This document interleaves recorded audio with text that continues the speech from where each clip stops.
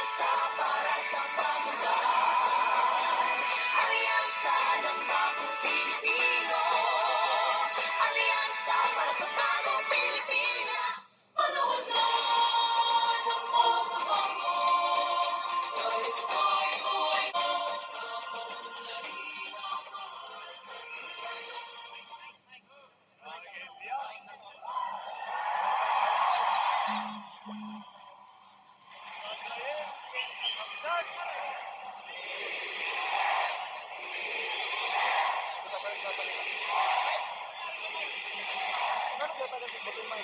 Kailya, kapos, kagayem, ken kakabsat, na impag nga malem yu amin. Parang mahirap makapaniwala na nandito na naman tayo sa kampanya.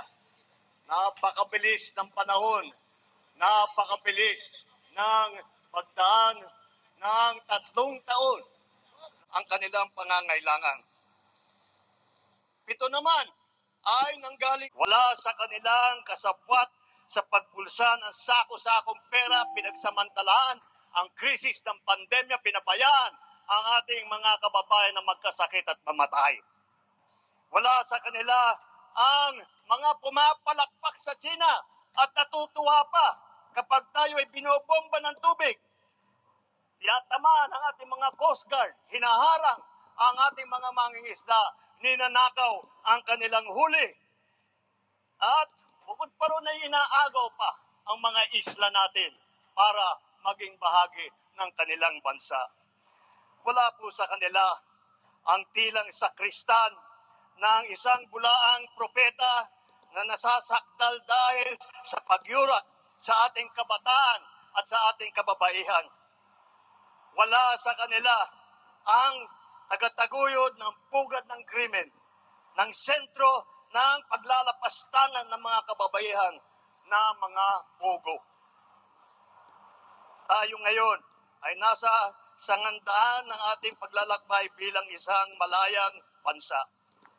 Bilang isang sambayanang may dangal, may sipag at may talino.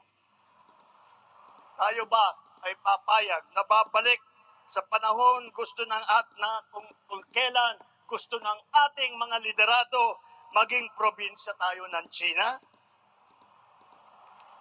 Babalik ba tayo sa nakaraan na ibinubugaw ang ating bayan bilang isang sugalan ng mga dayuhan?